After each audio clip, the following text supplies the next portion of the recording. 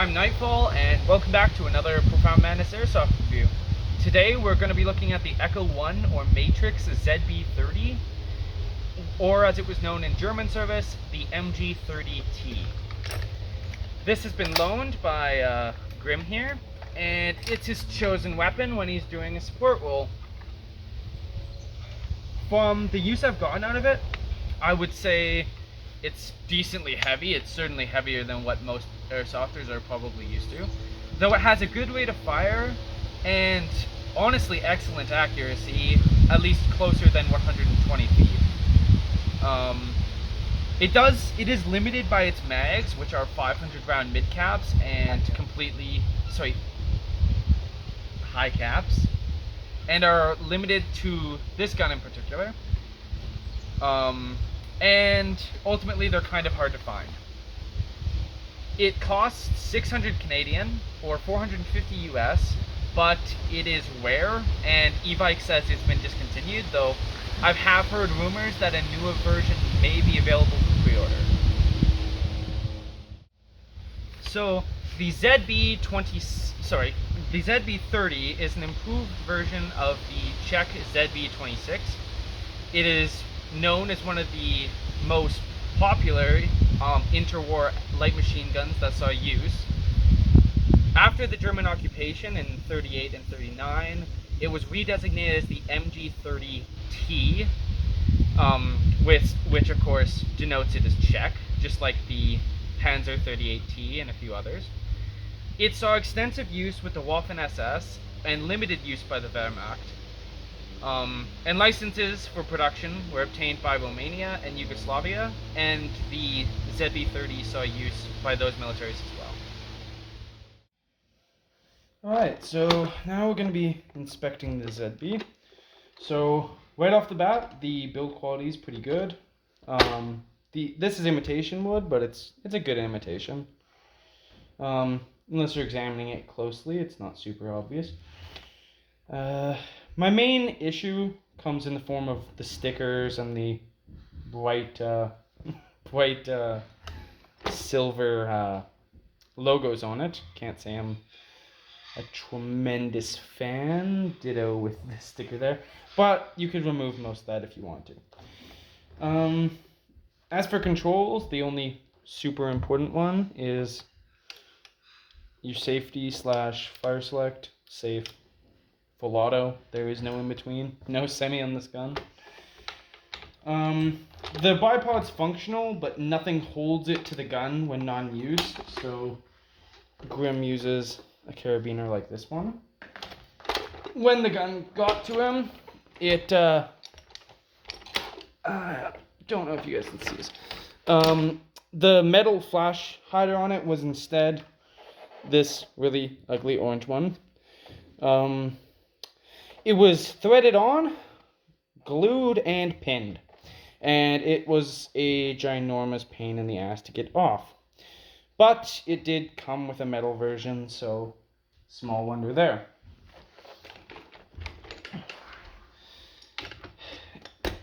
The latch back here originally looked like this, but it is kind of a piece of crap and fell off, so Grim figured out this little gold one. He normally sticks a key ring or something through there to hold this from coming off. Your magazine.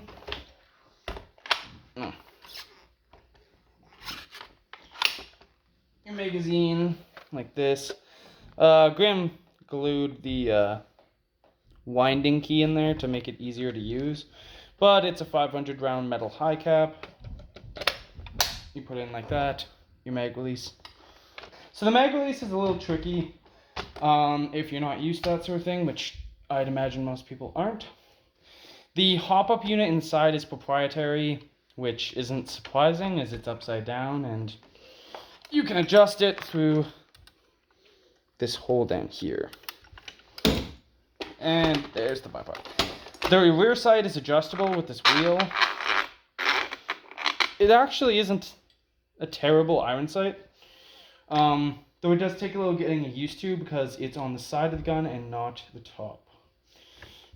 The carry handle here is decent, but its position when Grim first got it was further back, and it couldn't really move much, so he moved it up here so he could move it around more. And it would be a little more useful. All things considered, it's pretty accurate, and it works fairly well. Specs-wise, it is 1,190 millimeters long, which is 46 inches. So it's quite long. It's longer than most guns. It weighs 6.3 kilograms or 14 pounds. It has a 675 millimeter inner barrel, which is 26.5 inches. And it shoots around 430 FPS with .2s. So if you're doing a lot of mods to this and you change the inner barrel for a tight bore, you are going to want to put a weaker spring in it, of course, because it is going to be shooting way too hot. It's already at the edge of most fields limits. Certainly not indoor usable, but why the hell would you buy this to use it inside? Apart from the hop-up being proprietary, everything else, and of course the gearbox is proprietary as well. Inside, the inner barrel bucking, that can all be changed to my knowledge, and you can get quite the beast out of this, so it is worth the money if you are into this sort of thing. In terms of batteries, your battery compartment is in the stock. You flip that latch. It came with this nickel metal hydride battery, and it can easily fit these 11.1 lipos. So yeah, but it has lots of battery room. You can kind of throw in whatever you want for the most part, though lipos will, like with all guns, wear out your trigger contacts a little faster. And I think let's move on to the range test. Alright, so we're going to range test the ZB. This is very unique compared to most guns. Well, yeah, very unique, and I'm not used to it at all. But the targets are as usual at 50, 80, and 120 feet, and I'm positive with enough firepower I can hit them all. I just can't promise in how many shots. So I'm definitely not used to this kind of iron sight, but I will give it my all. I'm firing on the closest target, and safety's off.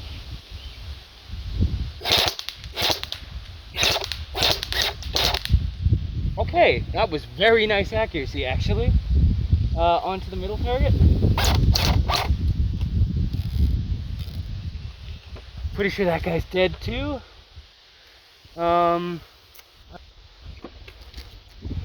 Alright, I'm gonna fire a little more in the middle guy. He's definitely dead, and finally, on to the last guy.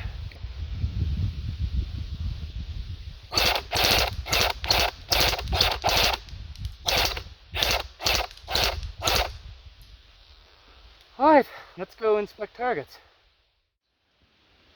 I'm not sure how much I need to fucking say, but this guy's dead.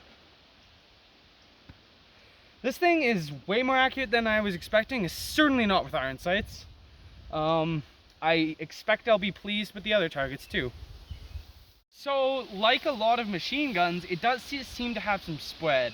Because while it was like a laser beam over there, these impacts are a lot more spaced out. But they are all hits, so this guy's easily dead too.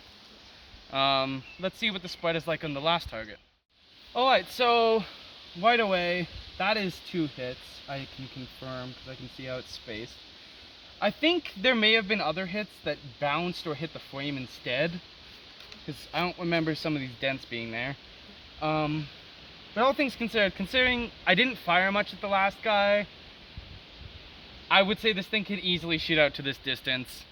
And as an LMG, I'd say you can easily suppress up to 150 feet without upgrades. Alright, so I was definitely pleasantly surprised by the accuracy with iron sights, because I notoriously don't like iron sights much on my guns.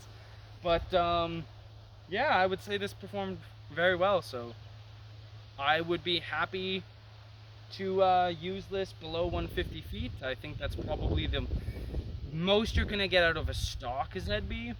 But I think if you put more effort into like upgrading it, you could easily squeeze it out to 200 or 250. So after having used it, I would consider this a good weapon for any reenactors or historical collectors that still want to fulfill a support role. It does have issues with proprietary parts, and a relatively small high cap magazine compared to a lot of other light machine guns. That being said, it's still effective in its role, with it having quite good accuracy up to 150 feet stock and presumably even farther if you upgrade it. Though, because of its price and low parts availability, I would really only recommend it for experienced players who have a taste for classic guns or the World War II aesthetic. And now, time for...